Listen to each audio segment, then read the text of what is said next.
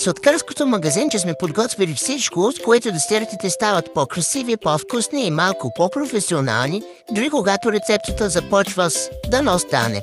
Имаме форми за торти, включително високи, регулируеми, защото тортата трябва да расте поне толкова, колкото очакванията на гостите. Ако не ти се мие, имаме еднократни съдове за печене и аранжиране. За тези, които те могат без шоколад, предлагаме разфасовки по килограм истински белгийски шоколад, разтопени налейте в тези висококачествени поликарбонатни форми, а освен за бомбони, имаме и за шоколадови чинийки, които може да аранжирате с сезонни плодове. Крайният резултат ще е феноменален. Имаме също и бои за шоколад, за да ви е цветно.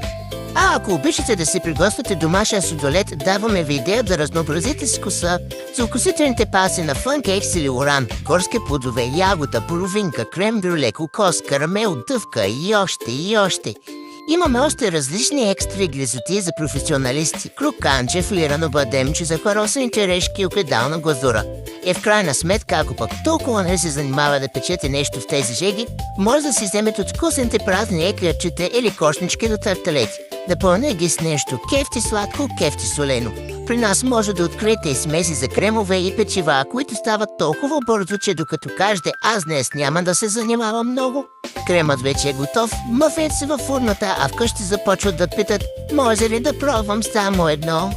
Имаме и украси, балони, свещички, топери и всякакви празнични джунджури, които правят масата да изглежда така, сякаш сте го планирали от месеци, а не от снощи в 12 без 20. Сладкарското магазинче, мястото, където празникът започва, килограмите после ще ги мислим.